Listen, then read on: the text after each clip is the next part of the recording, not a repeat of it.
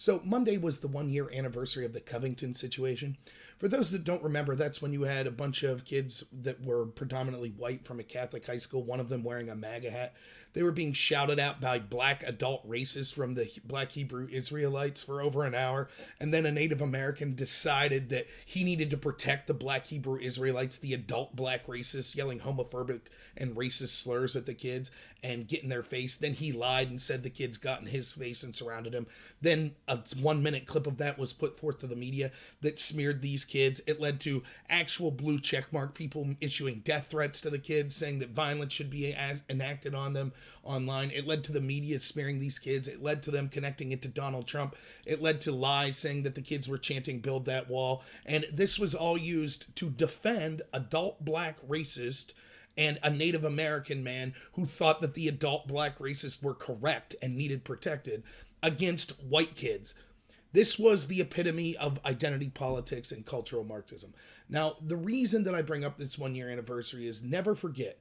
This to me was the exact moment when I realized that even though I support different ideologies and I understand how people could vote for whatever party they want, that it seemed to me to be immoral at this point to vote for an establishment Democratic Party that endorses this sort of identity politics. An identity politics so severe and so perverse that we could actually defend homophobic, racist yelling at children.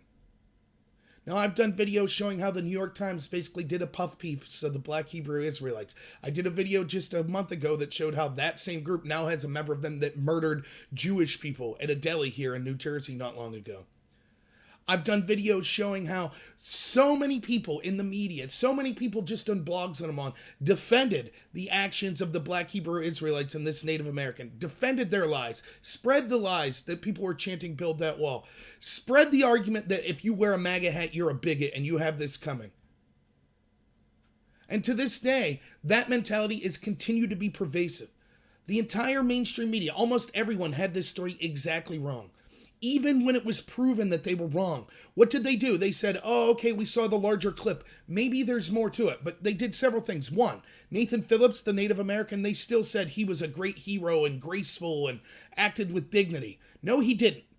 He lied when he said that the kids approached him. He lied when he said the kids surrounded him. He lied when he said that Nick Sandman, the main kid that had the smirk that everyone's saying had a punchable face and deserved violence. He lied when he said that kid blocked his escape. And he also proudly admitted that he listened to a bunch of adult black racists yell at children and came to the conclusion that he needed to offend the adult racist. Now, you take any other adult and say that they're sitting there listening to a bunch of white supremacists yell at black children. Do you think that anyone would find it reasonable that an adult in that situation would say, yes, these adult racists, these neo-Nazis yelling at these black kids, I feel for them. I feel that they're being surrounded. I need to step in and protect the neo-Nazis.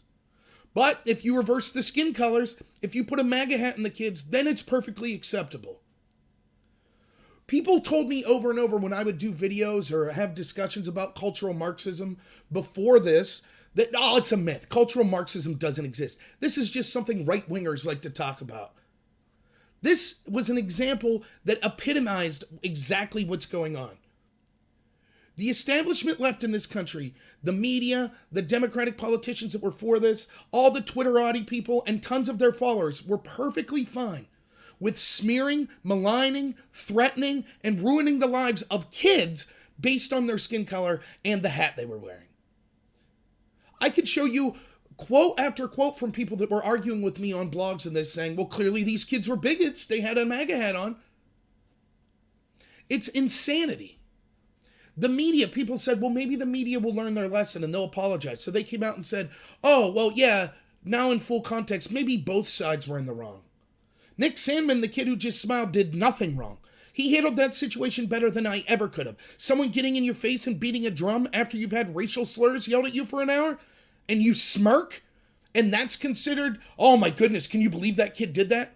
In the words of Resla Land, who still has the tweet up, formerly of CNN, he has a punchable face. But after that, the media then proceeded to say, oh, and here's incidents 6 years in the past at that same high school where maybe there was racism going on. They showed pictures of people painted black for a basketball game because that was the school colors of the day. Oh, that shows blackface, that shows racism. Absurd. They'll let Trudeau and Northam get away with blackface or Klan stuff, which, by the way, I've defended both of them.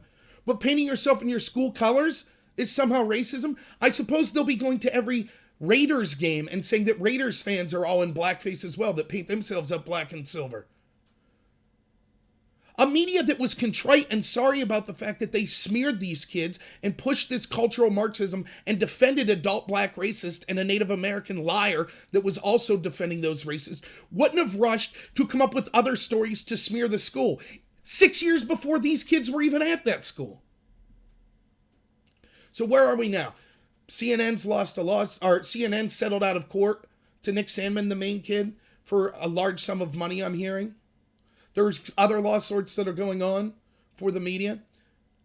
But nothing's changed. The cultural Marxism continues. We then went on to the Kavanaugh situation where it was the same garbage, identity politics. We have to believe people based on characteristics such as gender or race.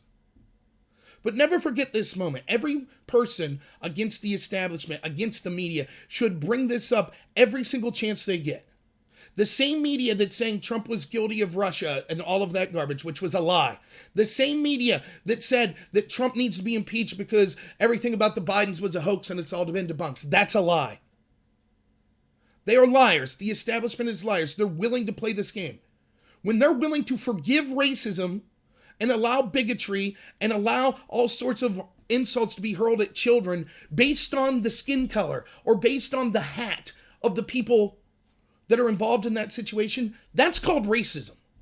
I said this during the Virginia rally. It occurred on MLK Day. Which party now, which group now is the party of judging people based on the content of their character?